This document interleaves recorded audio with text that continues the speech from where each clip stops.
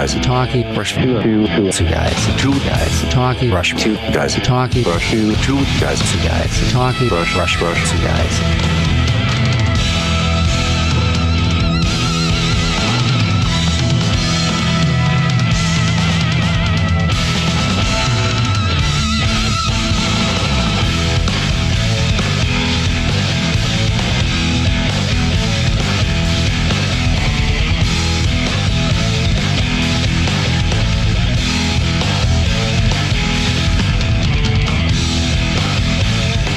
And now, get ready for the Two Guys Talking Rush podcast with your hosts, John Kane and Dan Buxton.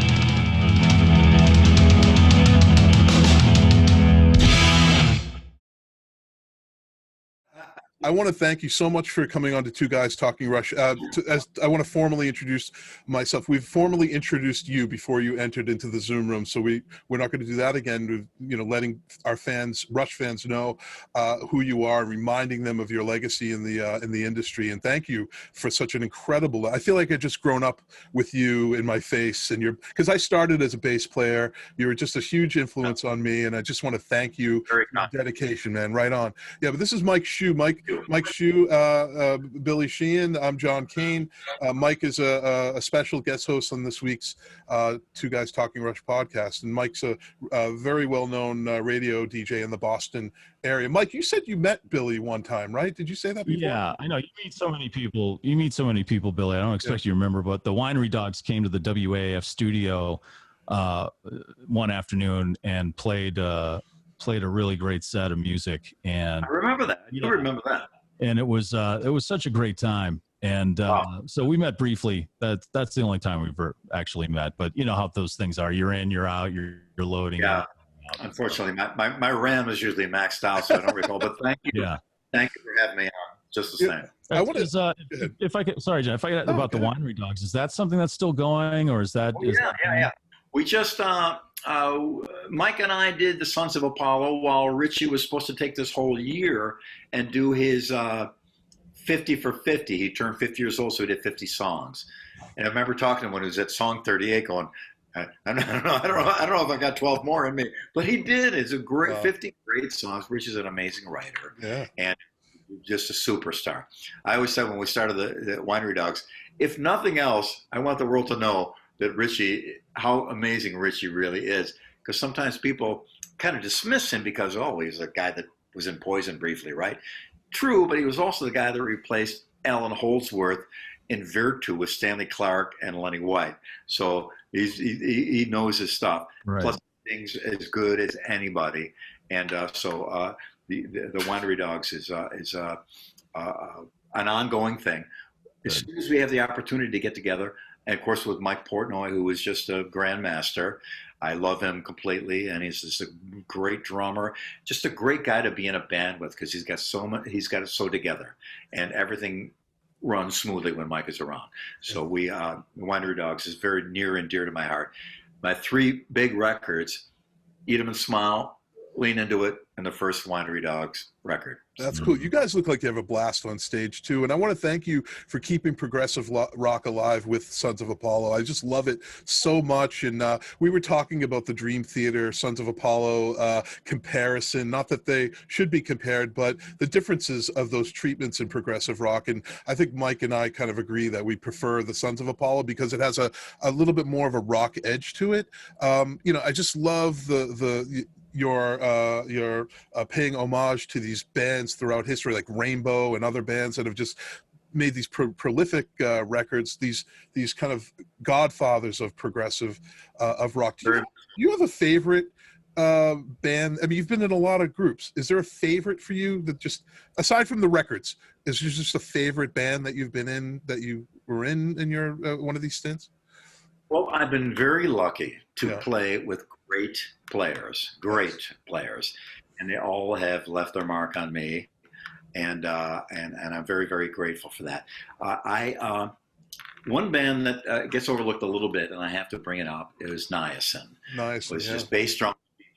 Here, the reason I bring it up is because the drummer is Dennis Chambers. Yes. And Dennis, in my mind, is the greatest musician I know. And I know some great musicians. Steve Vai, tough to beat. Incredible. Amazing. Yeah.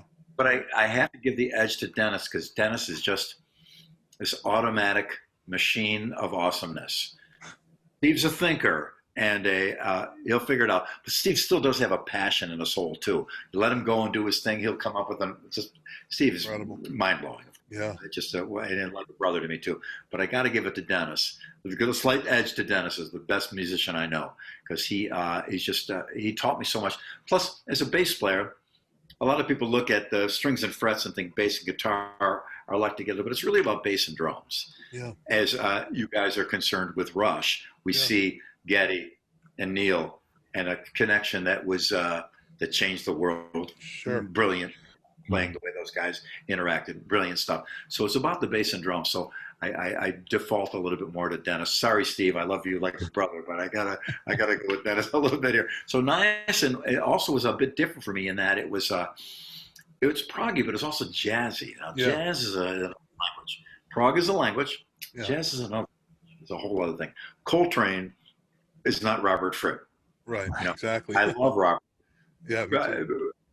I've been lucky to have hung out with him a couple of times. Cool. And I remember I went on a trip one time, and I didn't want to bring a lot of CDs with me back in the days with CDs. So I only brought one CD.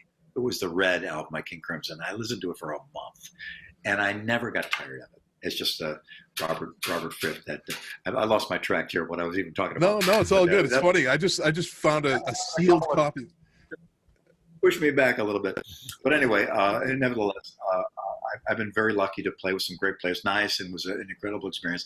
Playing with Steve Vai after Dave Lee Roth was an amazing thing too. Me and Tony McAlpine, Steve, Dave Weiner, initially Virgil Donati, and then Jeremy Colson on drums.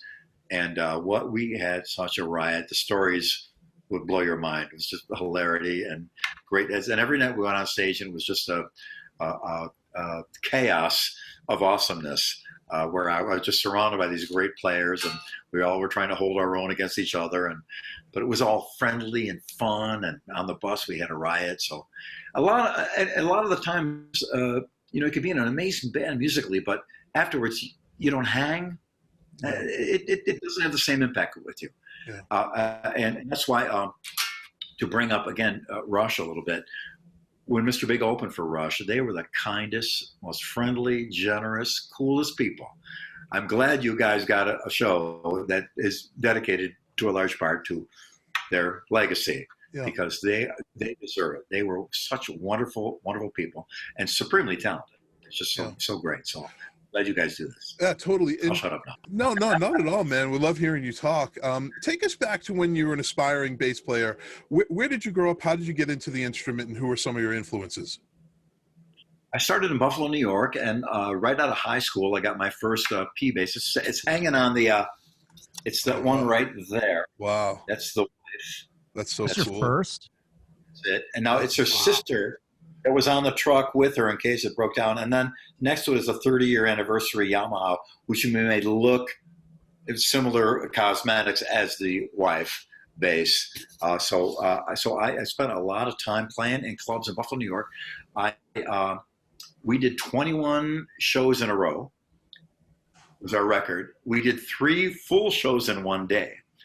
And this was all early to mid-70s. And we were just playing constantly, sing, play every single night, 4 or 5 sets a week. And that was a time where you worked your ass off for a living as a musician. And the training you got was priceless, because you're up on stage every night singing, playing, and you're also singing and playing hits or copy band. So you understand how chorus, verse, chorus, bridge, how things fall together. We're playing the Beatles, Hendrix, Zeppelin, Bowie, Stones. The list of bands that we covered was eclectic, from Bebop Deluxe and King Crimson to Grand Funk Railroad and Three Dog Night and everything in between. So incredibly great training. And most guys you'll know from my generation, because I'm older, Geddy played, I know he did copy tunes. Van Halen did copy tunes. AC/DC did copy tunes. So that training in a club in front of an indifferent audience where you got to get their interest and get the club owner happy enough to bring you back next week so people are enjoying it. That was our challenge. So we had to do something that was appealing to people, not to pander to them, but just to do something that was a little bit appealing to them. And it was a great training. I know I see the Van Halen set list from the same time period is almost identical to Talas. Oh yeah. Funk 49 by James Gang, and all these songs all bar bands did, and all bar bands knew. Quite an interesting thing. So I started way back then. Then eventually we snuck an original into the set, and the dance floor would clear out, and the club wanted to be over there looking at, okay, we'll go back and play some more Three Dog Night. And eventually we fine-tuned that enough to get like sneak two of them in, and then we do 70-30, 60-40, 50-50, and then pretty soon it was almost every band did the same thing. Yeah. It was the standard, even the Beatles, certainly not to make any comparison, but their first record had, Please Mr. Postman, Twist and Shout, Taste of Honey, all these songs that were copy tunes. Right. So it was a big to play copy tunes. And they did the same thing in their Hamburg days. They had to play 5 hours a night. They had to keep that dance floor going and the beer flowing, and so there was a part of their training also. I mean, that is the best training. It really is. I wish now, of course, that's from my generation. A new generation will come out and do something different, and probably come up with something more amazing eventually. It will happen. But I wish we still had, like around Buffalo, New York, we must have had 100 clubs within an hour. 100 places to play. And and some places were just Thursday, Friday, Saturday, Sunday, but some places were 7 nights a week. And they were just, and then we would go to Toronto, whole other world, Montreal, whole other world, Albany, Syracuse, New York City, Pittsburgh. We were in striking distance within an area of so many places, and we just forever. So it was a really great training, and you learn. And for years we sang with no monitors. Oh, right. No monitor. They didn't really exist. Monitor? I remember the first time there was one on stage. You go, what's this box doing up here? It's your monitor. And I thought he said mantra. It's my mantra? No, I didn't even know what it was. We would just turn the PA a little bit so we could kind of hear our voices. And I got tapes from back, and we're good. We nailed the harmony parts. So that's why I call a lot of times these days people that have to have like a stereo mix in their monitor and everything exactly right all the time. I call them monitor wimps, because they're gonna, we back in the day we just sang and played. We were on key. We didn't, that stuff. But that's an old man talking about you kids today. No, it's all good. Billy, I'm going to send you a copy of my book. It's called not to plug my book, but you mentioned no monitors. This book is called The Last Seat in the House, The Story of Hanley Sound. Hanley Sound was one of the first sound companies on the East Coast. Bill Hanley brought the floor monitor to a lot of vocal acts when footlight monitors didn't exist. I'll send you a copy. Just shoot me your address and an email. I'll send, yeah, totally. You'll love it, man. You'll love the book. It reminds me, our manager for Mr. Big, we're very lucky to have one of the greatest managers in the history of the music business, Mr. Herbie Herb. He created Journey. He put the band together. Oh, yeah. He was a legend. He's the guy, I might be wrong, but he's the guy who said, why don't we sell T-shirts at the show with the band's name on them? That's that guy? That's it. Thus Winterland was born. Winterland, Bill Graham's venture. Yeah, totally. Yeah. Exactly. So he's a San Francisco guy. But he actually went to see the Four Seasons play in the 60s. Yep. And went backstage and he said, "You guys sounded so great. What's the secret?" He goes, and there was these two brothers from Lidditz, Pennsylvania. The Clare brothers, yes. They said, every night we pack the PA up and it goes with the band. Yeah. What? They've never heard of such, and that was how Clare Brothers started. Yeah, the Clare Brothers, because I interviewed Roy Clare, and we're going off topic slightly, but it's all relevant, good sound, Rush, all that. The Clare Brothers got a PA for Christmas, and that's and they started with the Four Seasons. That's so true. It's in the book, man. I'm going to send you a copy of my book, man. I can't wait to. Oh, you're going to love it. You're going to love it. But Billy, how did you get into playing bass? Like, were you one of those guys who heard the Beatles and then you suddenly had to pick up the bass? I mean, did you start with guitar, drums? What was it about the bass that got you interested? My sister got a folk guitar because she was into Donovan and Joan Baez and folk singer players. And so I would sneak into a room and, kind of figure out what the notes were and stuff like that. But around the corner for me, it was a guy named Joe Hesse. He's still a dear friend of mine. And he was a bass player. He was the coolest guy in the street. Now, he was older. I was a young kid. My older brothers and sisters would hang out with them, but I was a pain in the ass little kid, so they wouldn't let me come in the house or anything like that. But I lay in bed at night, I could hear the bass, come to the neighborhood. And one day I went over, and Joe let me pick up his bass. And I plucked it a little bit. I got a blister right away, so it was love hurts. We knew right away that we had a little bond there. And I went to his house one time, and he let me come in. It was just him and the drummer. And he said to me, we're just rehearsing here. You can come in if you want. So I go, well, Joe, where's the rest of the band? He goes, well, I'm rehearsing with just the drummer, because every time the drummer hits a drum, I got to hit a note with his bass drum. So before I even owned a bass, I learned the one single fundamental, most important thing that you got to know about. When that bass drum hits, it goes with your note. And the two of them, so I learned that from Joe. And I wanted to be like Joe, because he was a cool guy, had a cool haircut, he drove a Triumph motorcycle, had a hot babe girlfriend, and I wanted to be like Joe. He's still one of my dearest friends in the world. He's so great. So, and at night I could hear through the neighborhood, hear his bass. Like now you hear a car with a subwoofer with some raps, you hear the low end coming. It travels, those sine waves travel through everything. So I wanted to play bass. I had no idea that guitar was the glory instrument, and that I would have been remunerated to a much higher degree if I would have been able to play guitar in a sufficient manner. I didn't know that bass was kind of more of a support instrument. And so initially, in my early years, that's all I did. I played straight up bass until eventually I ended up in a 3-piece band, which was the main format of Talas. We didn't have a keyboard player or rhythm player. So we'd do songs like Carry On Wayward Son, and I'd have to do the...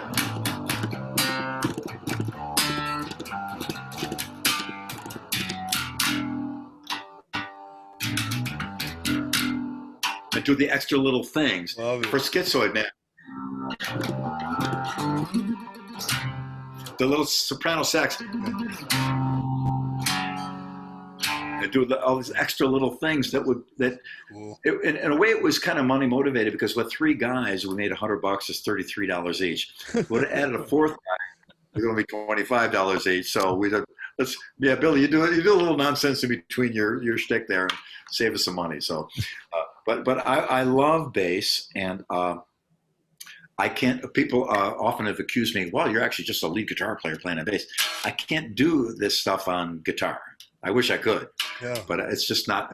It's a finger style thing, and one of my first most important bass players for me was a guy named Paul Samwell Smith from the Yardbirds. Everybody knows the Yardbirds from Eric Clapton, Jimmy Page, Jeff Beck, but Paul Samwell Smith, the bass player, mind blowing. He did this.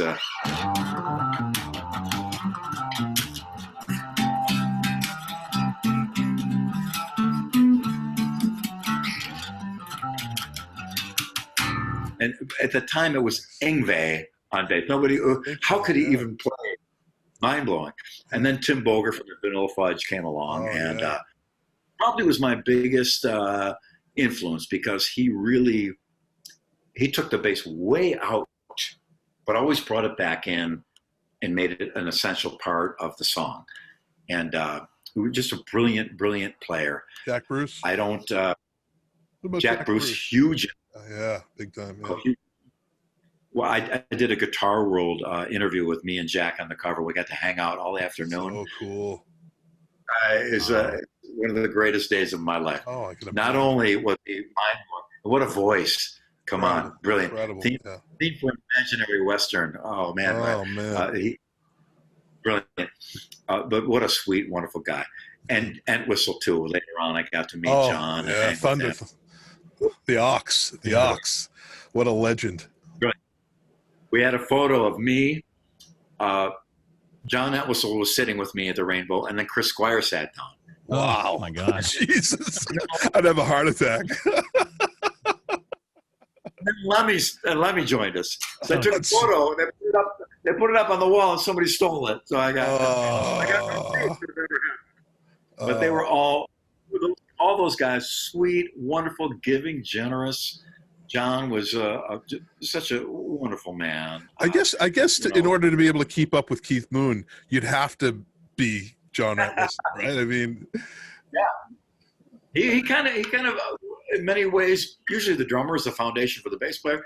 John was kind of the foundation for the drummer there because Keith Moon was doing his thing, but John would always hold that thing together. Genius, just great, wonderful guy too. Noel Redding was kind of like that too, because you had Jimmy, in his own world there, and Mitch Mitchell was kind of, he was kind of like a little all over the place, and Noel Redding was the guy who had to keep the anchor. Many times that's the bass player's job, and in many situations I'm in, I got to do that too. That's my thing. I remember one story I can tell about it. Steve Vai did "For the Love of God." Do do do do do do do do do. He's just great melody over the thing, and the bass part is basically.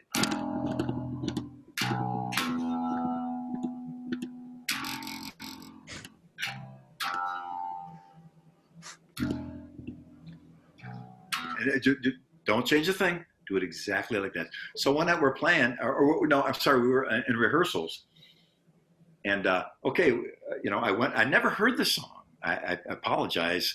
I never, there's only so many hours in the day you can listen to so much music. I never heard the song. Okay, I know how it goes. Okay, we get 3, 4. Wait.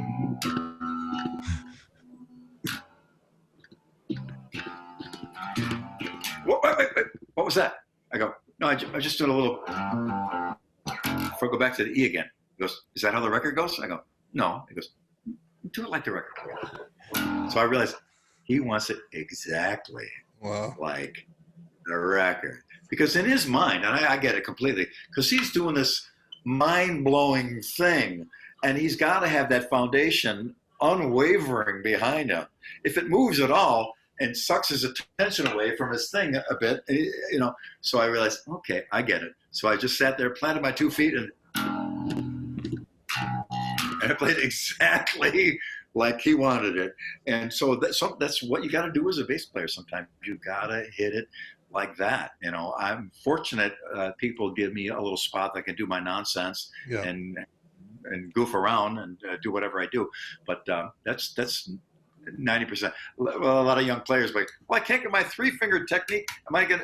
No, bro. Here's what you need to do. You got to go get that down, knock with the drummer, then worry about all that other stuff. So kind of a side question. What do you think of metal bass players like Steve Harris of Iron Maiden, who's so, isn't he? Do you think he's? What do you think of him? I mean, have you ever been asked that question? Great player. He does some great.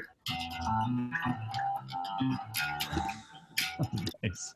He's got a great. Yeah, the charging, yeah. Kind of like the heavy metal version of Rocco Prestia in Tower of Power, because he did. It was a relentless thing that would just grab you, and Steve Harris does the metal version of that. And he, again, I've had the honor of hanging and meeting Steve a couple of times. Yeah. And he is just a wonderful guy. Yeah. And he has Iron Maiden to a large degree is kind of his baby. It's kind of he big time. The driving force in a lot of ways. Oh yeah. And what a great. I love his playing. I mean, we certain tell us what key is it?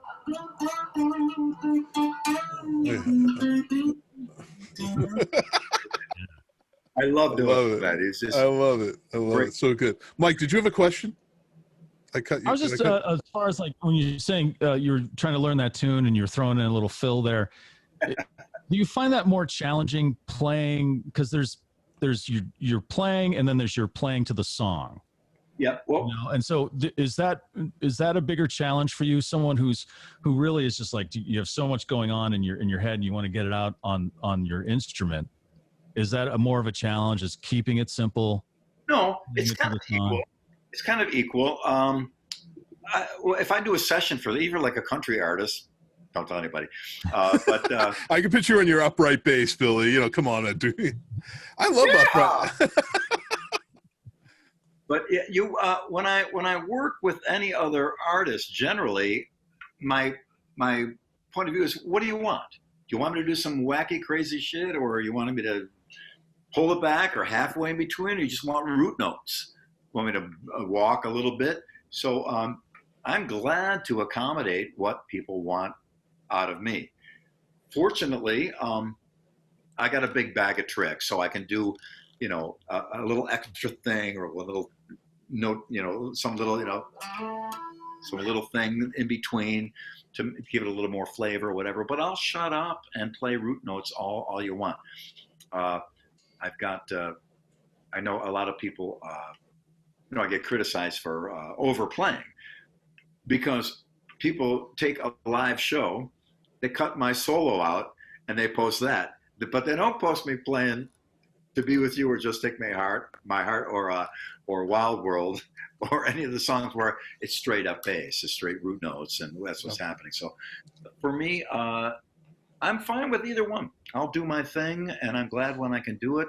But if I got to just sit there and lock in, that's an art in itself. Yeah. It's a real art in itself. And I listen to great players who are just this rock solid, beautiful, like from AC/DC. Cliff Williams. Cliff Williams, yeah. I always get Phil Rudd, but it's Cliff Williams. Yeah, Cliff Williams.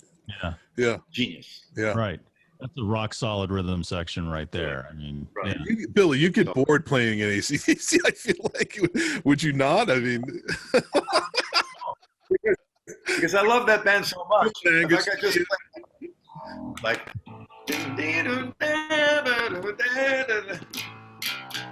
if I could just play that and hear that bell go off, I wouldn't mind playing that A note all night long. And that's such a great tune. Yeah.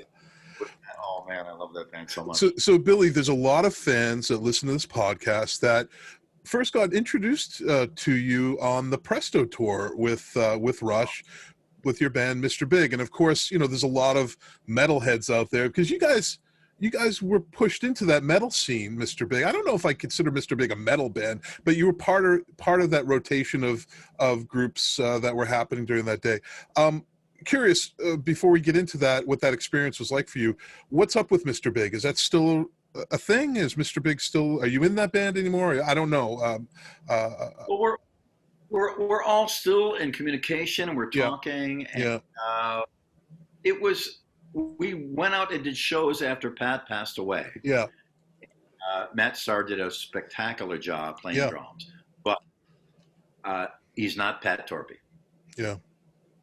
He's a great player and equivalent in many ways with what Pat. But there's a fingerprint, a DNA, the iris is a thing that you have when you're a player that is unique to you, and he did a great job, but it was just tough not having him there. And we were the band at our work. You know, I hear the troubles that some bands go through. And I hear about Van Halen guys or bands that have like heroin addicts in the band, all kinds of crazy stuff going on. We never had anything like that. The worst way, somebody gave somebody a dirty look. To us, it was like a major problem. But it was so benign. So we had a pretty easy run of it. And without Pat, we just felt it just wasn't the same. And I respect bands that lose a guy and they got to go out and perform with a new guy because that's what, God bless you, that's what we want to do. That's cool. But I also, there's to some degree when bands go out and the only thing original in the band is the logo, and they got different guys on stage, a lot of different things. You know, I didn't want to become that. And as much as I would like to be out performing full time with Mr. Big in some incarnation, it was tough for us to go on without Pat. So we ended up doing a European tour with Matt, who did a great job. And at the end of that, we said, let's just hang for a while and see where we go with this. Eric is a dear friend of mine. Paul is a dear friend of mine. We're all in communication here and there as the months and years go on. I'd love to play together with them at some point. I'm not sure if we just go out by ourselves without a drummer and play and tell stories about how it all went down, or hire Matt or someone else, who knows. but we just don't know, and we're going to let nature take its course and see what develops. Sorry for your loss, man. That's tough. Thank you. Yeah. Moving on. My closest friend in the music business of my whole life. Nobody was closer to me than Pat. And he's a sweet, wonderful guy, amazing dad to his son, devoted, wonderful husband to his wife, and is the honest, straightest shooter. And he kicked ass on drums too. So it was and he sang his ass off also. So it was a tough one. It was a tough one. I really like Mr. Big. I like the music a lot, and that tour. What was it like for you? Because I know in reading, doing a little research, the impact of Rush came to you late. You didn't really realize, or you didn't really get into the music of Rush until a little bit later, or realize their prolificity. What was that tour like, and was there an epiphany for you watching them night after night perform on that tour? Did you realize thereafter, like, wow, these guys are doing something a little special? The good word, epiphany, because I'm an older guy, so when I heard Genesis and King Crimson, that was my prog era. I was the original prog era, PFM, Magma, Mahavishnu Orchestra, stuff like that. And that's why a lot of people get the timeline wrong. They think that I was like a Rush fanboy early on, like Paul was. God, no disrespect, but Paul was a major Rush fan. But I'm older than Paul, so I didn't. When Rush came out, I'm being very frank, and I heard I go, wait, that's on Genesis. Supper's ready. And I thought, so I was a little put off, but and out of my ignorance, I admit that it was unique. It wasn't exactly like that, and we all. I mean, if I would be nothing without what I've taken from other players too, but it was just they just never caught me because I was already off and running, and so Rush was this thing I'd heard about, but I never listened to them much. Yeah. And it's a tough situation you get yourself in when you say, well, I wasn't necessarily a Rush fan. Instantly on the internet and YouTube, I hate you. Oh, yeah. No, that you got it wrong. You got the timeline wrong.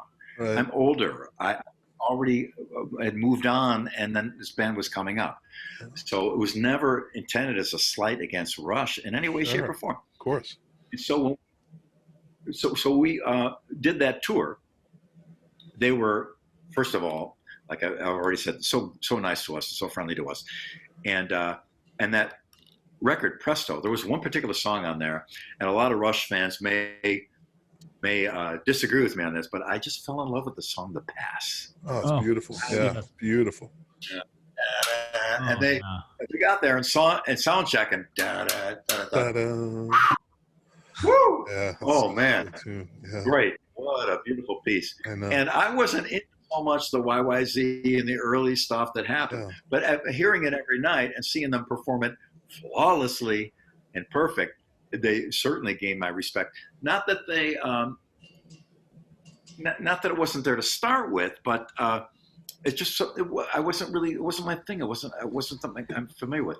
There's so many bands and only 24 hours in the day, so you can only get into so many things. Like Yes, amazing. Never was really into them. I just didn't have time. I was more into somebody else. Chris Squire, Oh, yeah.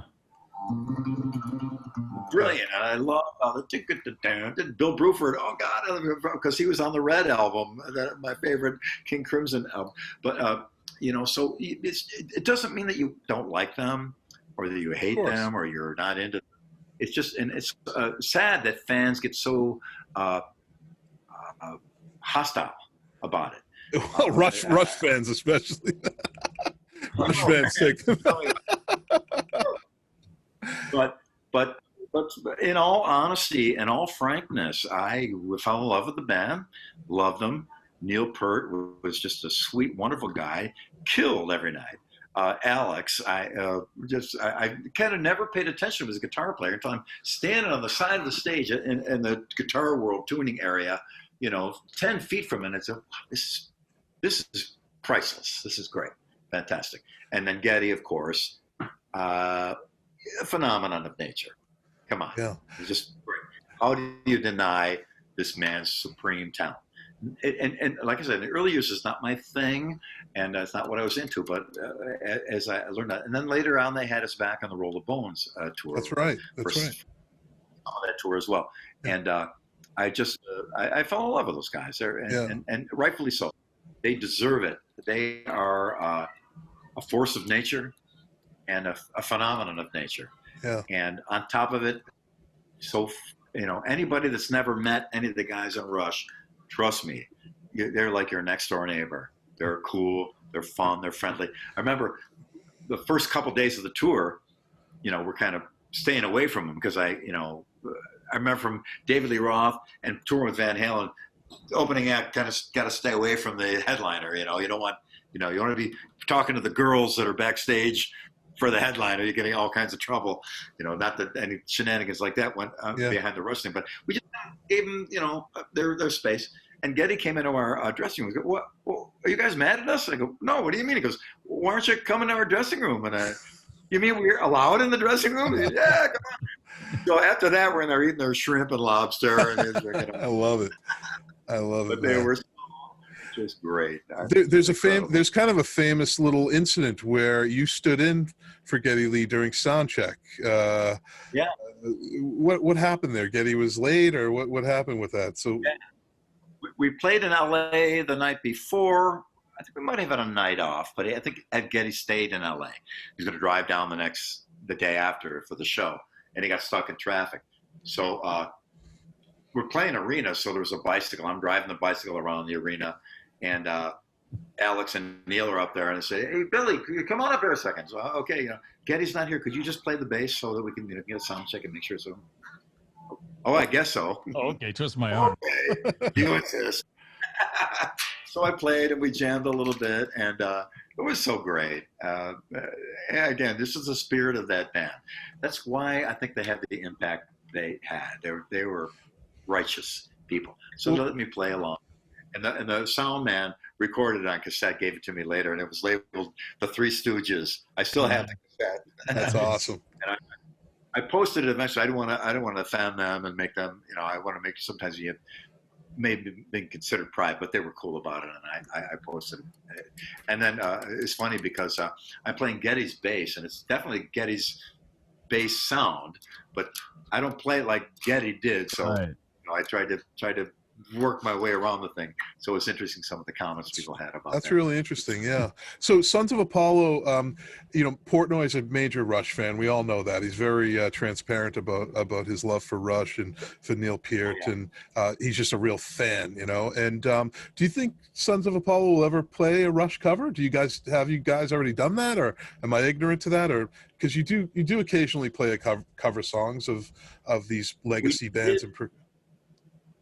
In the middle of a song, we broke into a Rush song in memory of Neil. Yeah. Very touching. Yeah. And I know what Neil meant to Mike. Yeah. And everyone and what he meant to me too. What a great man. I hate to overuse the word phenomenon of nature. Yeah. On the tour bus, they'd stop 20 miles out from the venue, let him off on his bike, and he would bike his way in. And here's the true essence of Neil Peart. He'd drive his bike up to the security guy and show him his backstage pass. Instead of saying, "Don't you know who I am?" Right, yeah. Okay. So, oh, yeah, go ahead. And that was the sweet, unassuming man he was. So it was so cool. But, it was... what was your original question? I lost it. Well, if where Sons of Apollo celebrates the music in his progressive rock history in many ways, would you ever consider playing a Rush? Absolutely. Yeah. Yeah, absolutely. And I would want to do Geddy's lines like Geddy did them, and play it like Ged, because we're different people, we're different styles, but I got to pay honor to a great man. And having us on tour with them was a huge boost for Mr. Big. Yeah. I get email every day from somebody, said, "I was there on the Presto tour or the Roll the Bones." It was a huge help to us. And the Rush guys kind of liked it too, because I remember they said to us in one hilarious quote, they said, yeah, we're glad you guys are on tour with us because it's the first time we've seen girls in the first the first 20 rows. Yeah. Absolutely. That's funny. Oh my God, that's incredible. What's the joke? Is it the loneliest place at a Rush show is the ladies' room? Is that it? I haven't heard that joke. Something like that. There's like maybe 2 or 3 women at that the myth, show. We've broken that myth on this show. We had a show on called The Women of Rush, where we've had women fans come on. Yeah, totally. And Martin Popoff, author of many incredible books on music history and bands, he said they were referred to as Getty corns because unicorns, you don't. It says. That's awesome. Well, I just remember looking out in the audience, and you see mostly guys and air drummers. The whole place would be drumming. Just air drummers. Yeah, totally. And you see a girl, and the guy would be holding on to her, looking around. She's the only girl within 40 rows. They're always hanging on, looking around, making sure. That's incredible. Just a few more questions for you. We talked earlier about the loss of Eddie Van Halen. I mean, we have to mention the significance of these major players in music. And we're talking about Rush, but the fans of this show and the fans of Rush also listen to many of the similar bands, and you've had a connection to Van Halen on various levels. You're on some major records with David Lee Roth. What went through your mind when Eddie Van Halen passed, and what was your what do you have to say about your legacy tied to the Van Halen arena, or if you could just answer that question in a few sentences. I was utterly crushed. Ed was so wonderful and generous and sweet and kind to me in so many ways.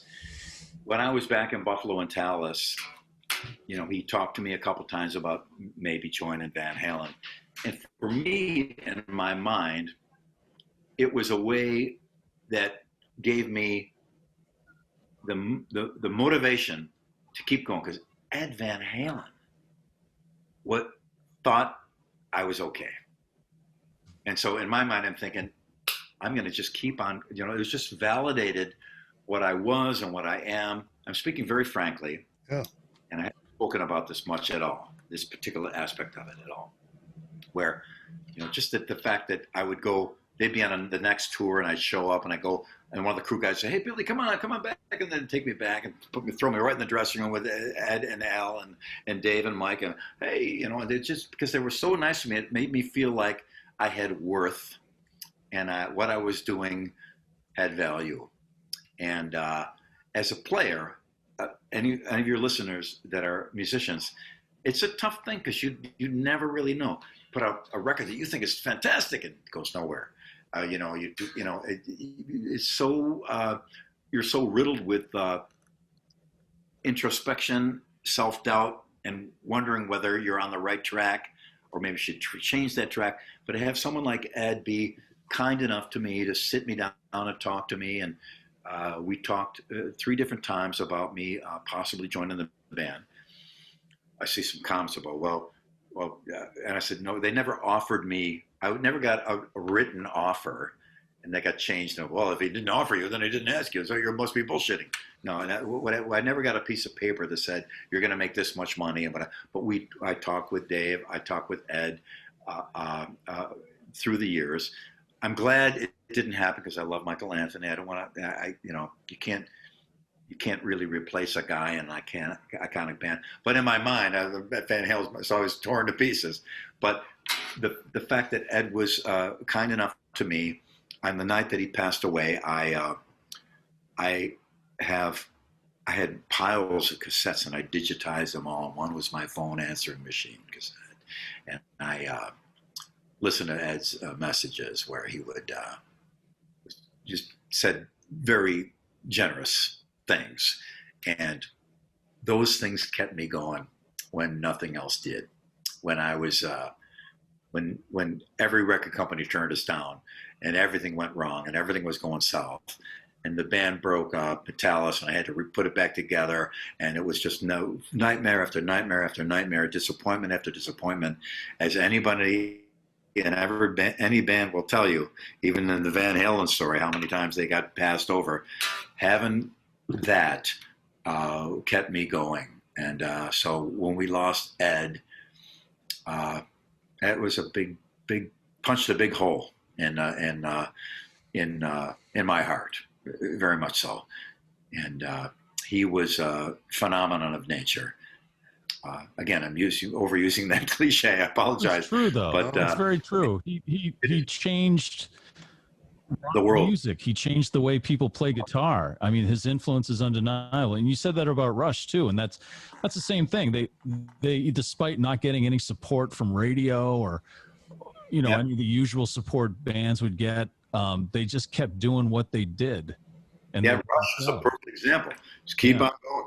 The radio's not playing your song. You don't got a hit single. You're squeezing your way to gold barely, and then the next record a little bit more. And man, but they had that wherewithal, that heart and soul to just that integrity. Yeah.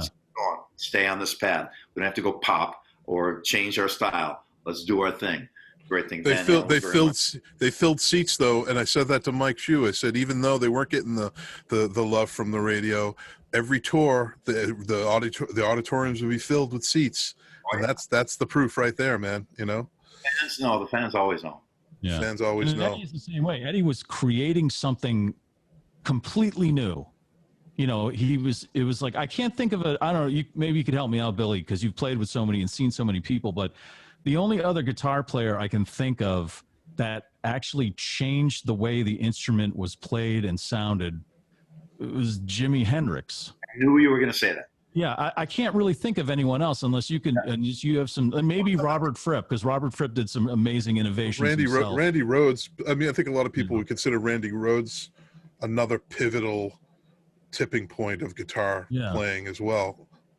But could be, but nobody had the reach and depth and touched more people than Ed. And he's up there smiling, jumping with his feet across, and smiling and playing. You shake his hand, and his hand is permanently in the position to hold a pick. So when you shake his hand, it's always like that. He was and he's a buddy of mine, Glenn LaFerman, took some great photos. He's posting them on Facebook now, lots of photos of Ed. And he just said every time there's that smile. And on stage, it was like, it was but it was, he enjoyed it. He made those guys, the whole band brought entertainment back. Yeah, big time. Into the music, which is a great thing. And I know there was a little thing between Van Halen and Rush. There was, yes. There was a spilled beer incident.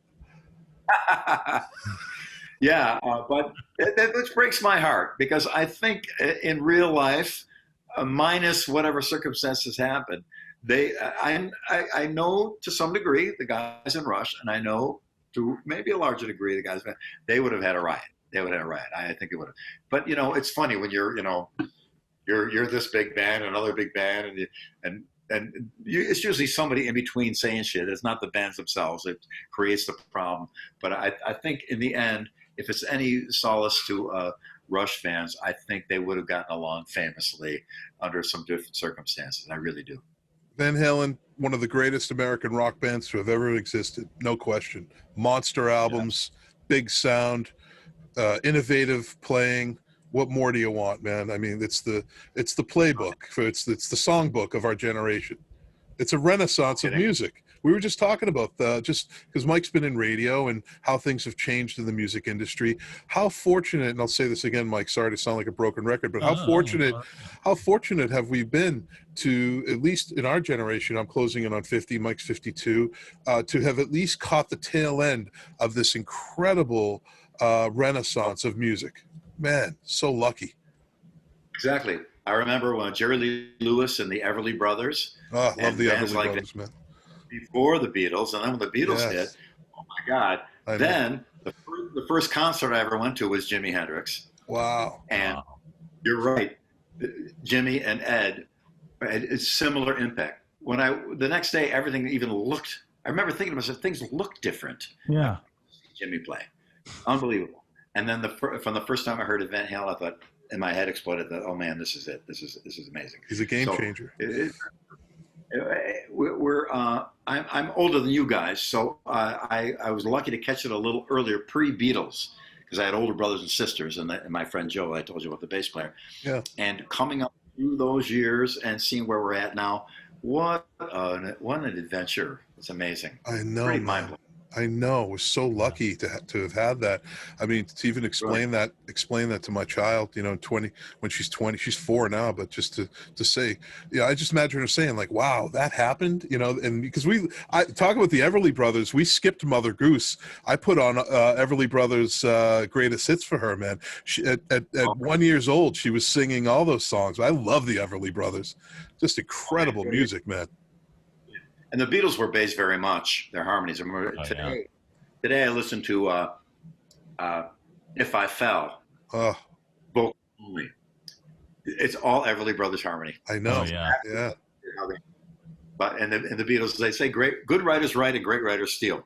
That's right. That's right, man. That's right. Well, not to keep you any longer, but do you have, and thank you very much for your time. This has been an incredible interview. We really appreciate it. Do you have any? Typically, I ask if you have our guests if they have top 5 Rush albums that they like. You don't have to answer that in any order. Maybe you have a top 2. Are there any Rush albums that you prefer, that you really like, and which ones are they? Well, I like the what's the album with trees on it? Oh, that's Farewell to Kings, right? Trees is that's Hemispheres. Yeah. Hemispheres. Yeah. We actually did that in a copy band, a version of Talas, or not, actually it wasn't even Talas yet. I can't believe I remember that riff. But I actually started to get in them a little bit. So whatever record that was. Yeah, those Hemispheres. Yeah. Okay. Pretty cool. And then I was in Toronto, briefly played bass with Max Webster. Oh, it's funny. I mentioned them. That's the first time I heard any kind of Rush. I heard Geddy sing a song with them called Battle Scar. I was telling this to John earlier. Yeah. And I was thinking, wow, that chick has a great voice. I was like 12 or something. You know, I had no idea who Rush was at that time, but that was like my first kind of real taste, a little taste of Rush. Yeah, but you actually almost joined Max Webster, right? I rehearsed for them for the Universal Juveniles record. And then after that, they made a pact with each other. Whichever band is in the studio, I might get this wrong. My memory is pretty good. Whichever band goes in the studio next, the other band will join them, and we'll do both bands will play together to play Battle Scar. So they had Gary Lalonde, Max Webster's drummer, and Neil Peart, Kim Mitchell, keyboard player, forgot his name, Geddy, of course. And so for so long, it was a Talas mainstay there. Oh, yeah, that opening, yeah, oh, it's awesome, it's so good. You know, so that was our thing forever, and it was our showpiece that we did forever. So now that was on a Kim Mitchell record though, or a Max Webster record though. It ended up on a Rush thing, but I knew them from that. But the Presto record was my. And I apologize to the hardcore fans. Oh. Again, their earlier records, they got by me because it was just, you know, it was the time I wasn't really listening to things of that nature.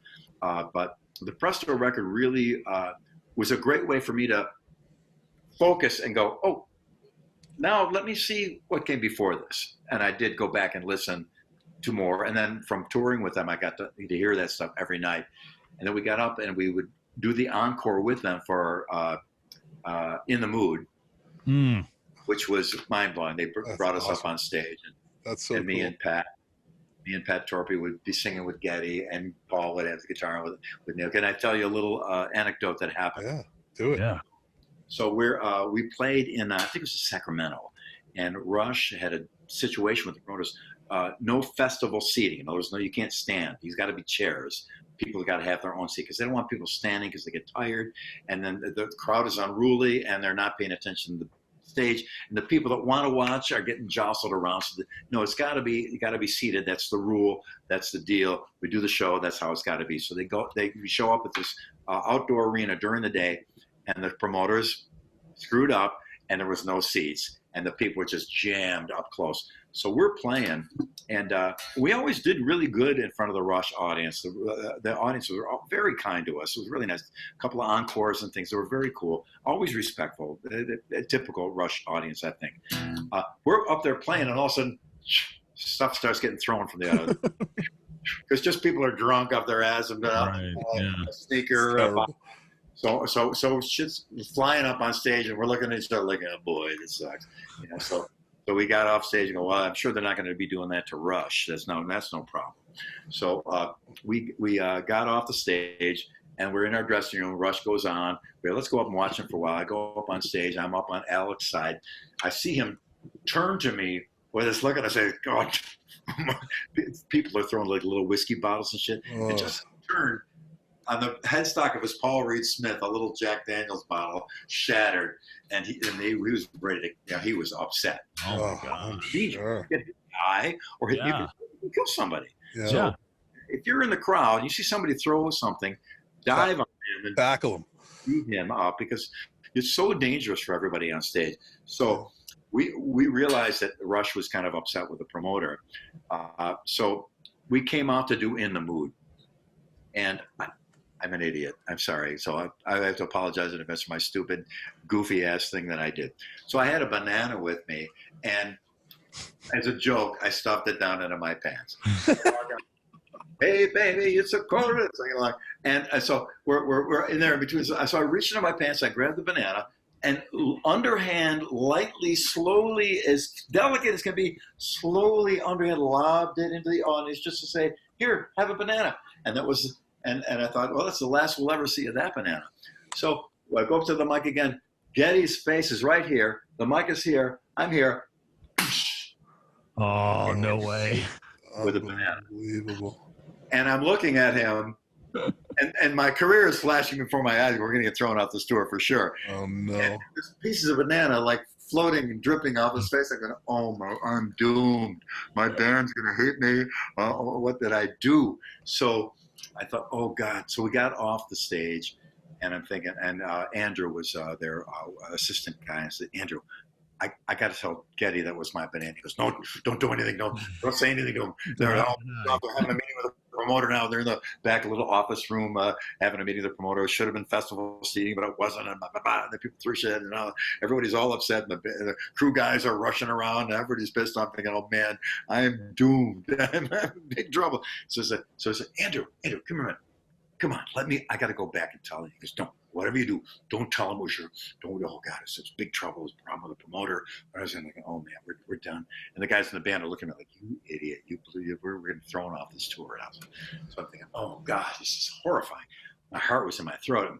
So finally the trucks are packing up and the lights are down on the stage, and I look across the area and there's Geddy sitting there, having a beer or something, talking to it. I don't care if we get thrown off the tour. I'm going to be a man. I got to go tell Geddy what happened. So I'm walking up to him thinking, as each step I'm going, less career. Much trouble. No. Working at a gas station, flipping McDonald's burgers, and all this. And I got right up to him, and he finally looked up to me. He goes, "Hey, Banana Man." Oh no. He knew it was me the whole time. They were just winding me up. So we've reminisced about that story. So that's the kind of sweet guy he is. That's a good. Speaking of festivals, did you go as a kind of emerging bass player? Did you play any of the big festivals in the '70s, or did you go to Woodstock? Did you parlay in any of that stuff? I almost went to Woodstock. A couple of friends of mine did, but I ended up not going. I was in Buffalo. It was about like a 8-hour drive down to Bethel, New York. Yeah. So I ended up not going. A couple of my friends did. Just curious. Yeah. Interesting. Well, where can people find out more about you?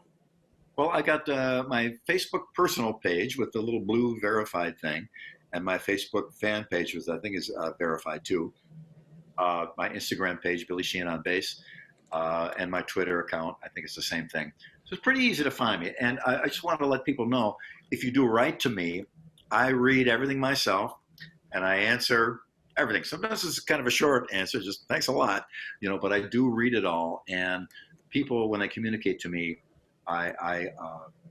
they take the time and effort, energy to send me something. I want to be sure to read it and be sure to respond. Everything I own, my house, my car, my retirement fund, everything comes from a fan buying a T-shirt, a ticket, or a CD. And so we're even. I don't owe anybody anything, but I choose to go out of my way and take care of people if they're kind enough to write me a letter and communicate back to them, answer the questions, whatever I can do. Just I do appreciate them so much. So on my website, there's a little thing, click email me. It comes right to me. No one else reads it, and I'm always happy to respond. No gatekeeper protecting the mighty. The people always think there is, too. I don't know. You know, and there's a, well, if Billy would no, I'm Billy. Yeah, but if Billy ever, it's me. It's funny. That's funny. That's funny. So how are you dealing with the COVID situation? I mean, we know the live event industry is pretty much on pause. Many of the small venues are getting crushed. I know a lot of production people that are just in limbo and or trying to find alternative ways of making a living. So how are you dealing with that? And what are there any future plans for Sons of Apollo or any of your other projects post COVID? Yeah, well, Sons of Apollo will probably try to continue our 2020 tour. We should rename that album, huh? Right. And the Winery Dogs, we're talking about getting together as soon as possible to do another record. I love playing with both those bands. Mr. Big, we're not sure about. I've heard conflicting reports about when it will open up again, when it might. But I do know that a lot of people are hurting badly. Yeah. Cirque du Soleil declared bankruptcy. It's terrible. Unreal. I know. Broadway, forget it. Everybody. Every musician and actor and stagehand, and people don't really. There's about I saw an estimate of over 12 million people in the United States alone in the entertainment industry that have been just basically wiped out. And you can sustain for a while, but then you get to a point where you don't have any more money for your house payment.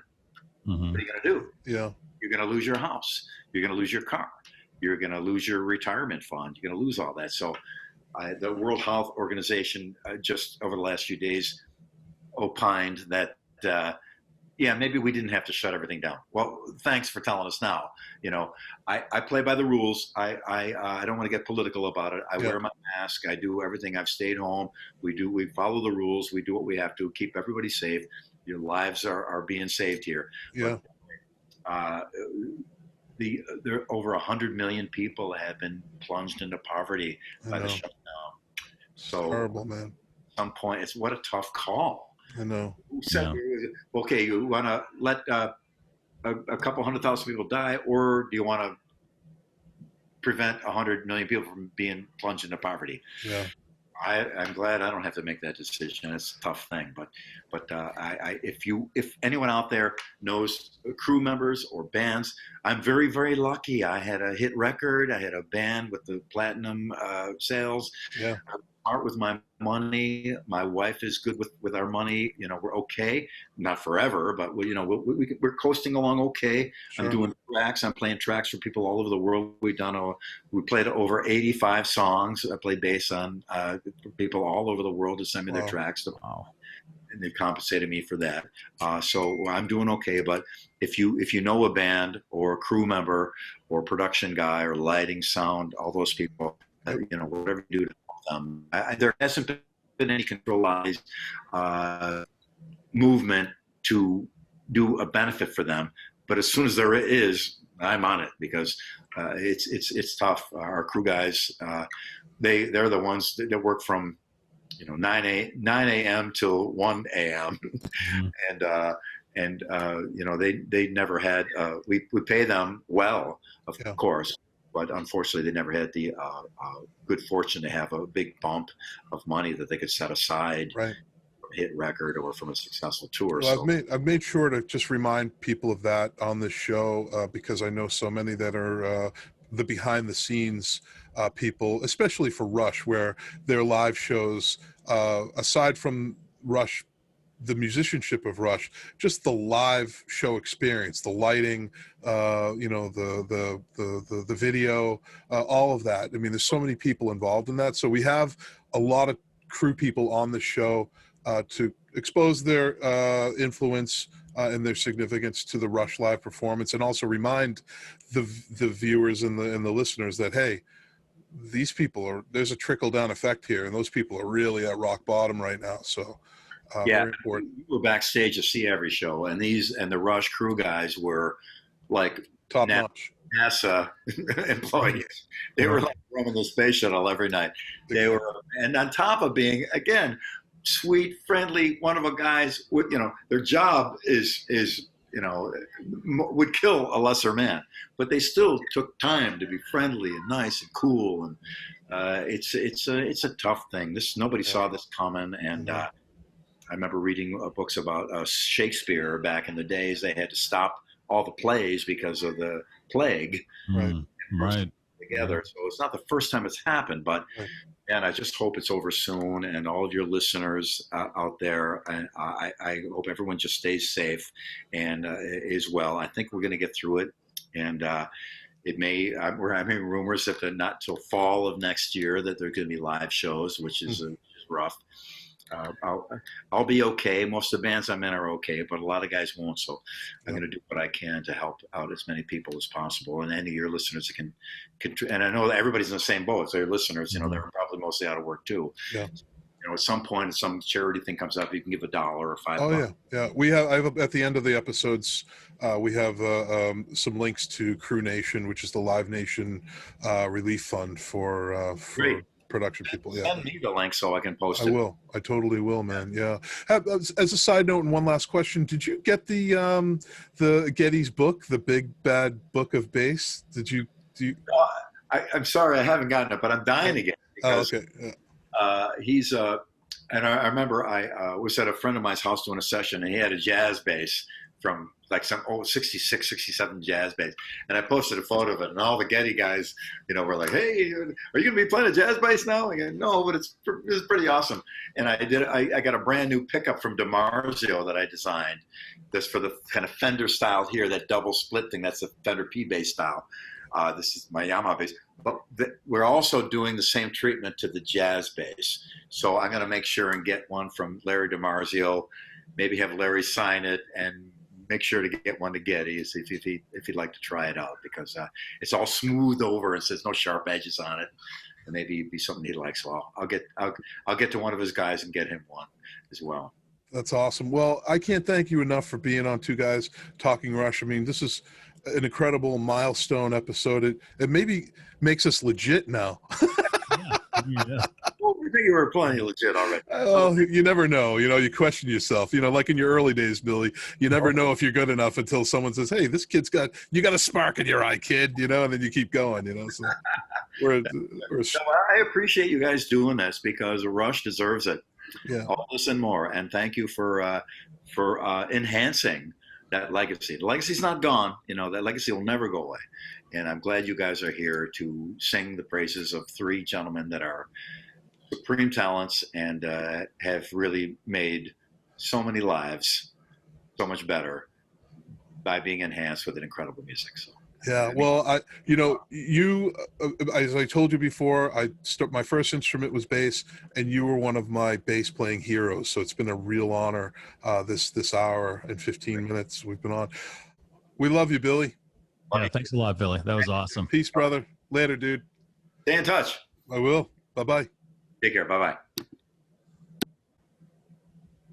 Mike Hsu. Holy mackerel, that was amazing. That was pretty awesome. That was Billy legendary, Sheehan, man. Yeah, and that was pretty awesome. Some great stories. God. Oh my God, man. I know. You think about Billy Sheehan, and another one you take for granted. All the projects and the albums he's been on, and yeah, so much music he's been involved with that probably we don't know. Like he said, he's done 85. He's played on 85 songs at home during this pandemic. You know, he's a session guy too, and how much music that he's involved with that we don't even know about. You know, it's just incredible. and another great innovator too. I was just going to say that, just beyond, he's not just a guy behind the scenes on stage in the dark. He's really another impactful player. He brought it up several notches. That's why he kept saying, I hear this on the internet that I'm a lead player and this and that. And I wanted to let him know, like, don't fucking listen to those people. Just keep doing what you're doing. I think he's doing exactly that. But he's a testament to this continuum of innovative bass players and innovative players in music. And man, he was just on the podcast talking about it. Well, thank you, John, for having me on, and especially with the surprise Billy Sheehan guest. Yeah, he just came knocking. Awesome, man. That was fantastic. So I really appreciate you inviting me, man. It's been awesome. Mike Hsu, thank you very much for joining me on another incredible episode of Two Guys Talking Rush. And what can I say, folks? Rush rules. Yes.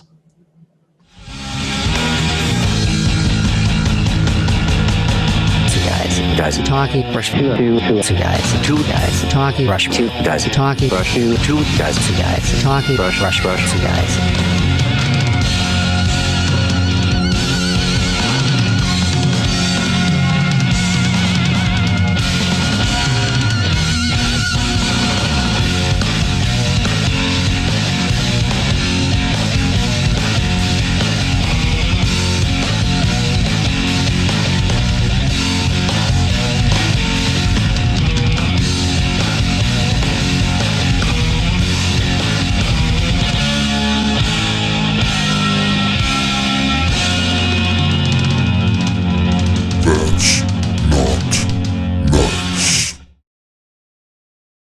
Live music inspires millions around the world, but the concerts we all enjoy wouldn't be possible without the countless crew members working behind the scenes. As COVID-19 puts concerts on pause, we want to extend a helping hand to the touring and venue crews who depend on shows to make a living. Crew Nation was created to do just that. Crew members are the backbone of the live music industry, and we hope you'll join us in supporting them through this temporary intermission until we can once again unite millions around the world through the power of live music. Crew Nation is powered by Music Forward Foundation, a charitable 501c3 organization that will be administering the fund. Live Nation has committed $10 million to Crew Nation, contributing an initial $5 million to the fund, then matching the next $5 million given by artists, fans, and employees dollar for dollar. Please support Crew Nation at www.livenationentertainment.com/Crew Nation.